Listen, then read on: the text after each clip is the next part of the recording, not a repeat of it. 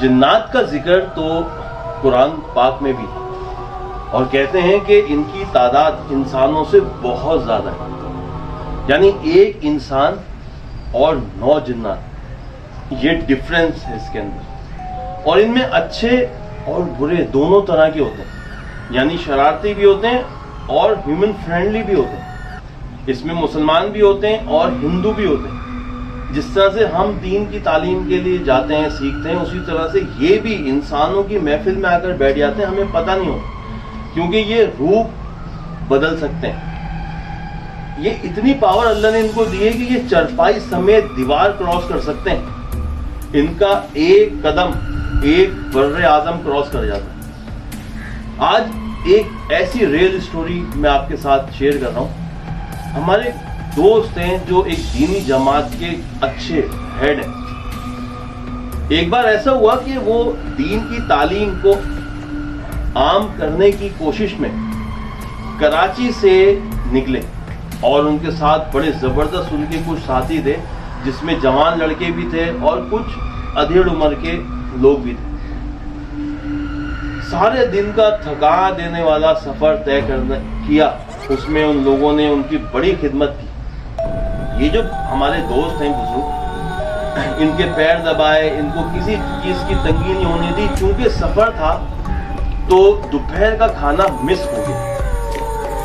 اچھا، انہوں نے ایک بہت پسماندہ ایک رورل ایریاز میں ایک گاؤں میں جانا تھا اور یہ رات کے کسی پہر وہاں پہنچے اور بس میں انہوں نے یہ مشورہ کیا کہ یار ہم اترتے ہی کوئی ہوٹل دیکھیں گے اور پہلے کھانا کھائیں گے، کیونکہ سب کو بھوک لگی ہوئی تھی اور دوپہر کا کھانا بھی نہیں کھایا تھا۔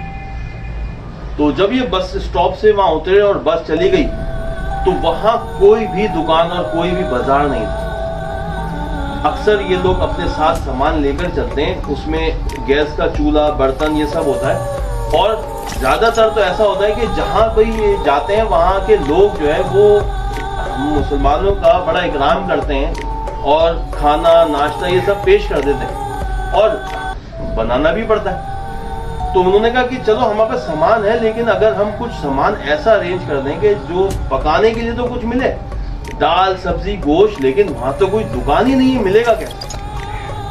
اب تو بھوک کے مارے برا حال، اور وہ ظاہر ہے اب گاؤں کے اسٹاپ پر اتر کے اندر چلے گئے، چلتے چلتے ان پگ ڈنڈیوں پہ ادھر ادھر کچے راستوں پہ جہاں قیام کرنا تھا وہ مسجد تھی۔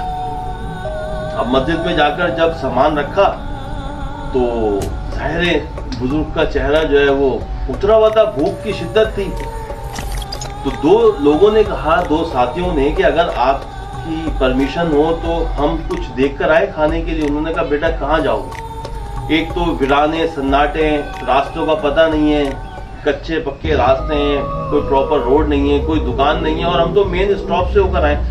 اسٹاپ پر تو کوئی نہ کوئی دکان بازار ہوتا ہے، وہاں پر یہاں پر یہ بھی نہیں ہے۔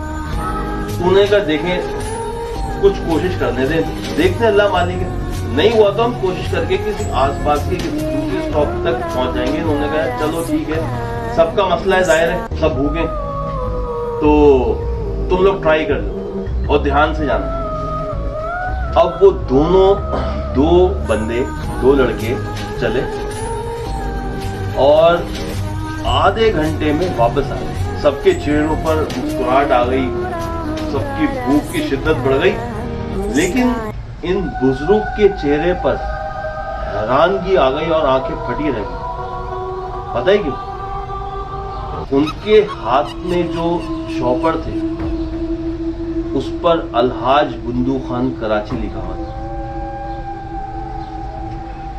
انہوں نے ان دونوں کا ہاتھ پکڑا اور ان سے بولا کہ تم کون ہو؟ انہوں نے کہا ہم جنات ہیں۔ انہوں نے کہا تو میرے ساتھ کیوں آ گئے؟ انہوں نے کہا ہم آپ کی صحبت میں کچھ ٹائم گزارنا چاہ رہے تھے اور کچھ دین کی باتیں سیکھنا چاہ رہے تھے، ہم مسلمان جن ہیں۔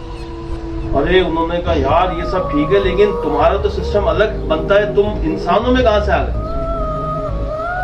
انہوں نے کہا امیر صاحب ہم سب میں صرف آپ ہی ایک انسان ہیں،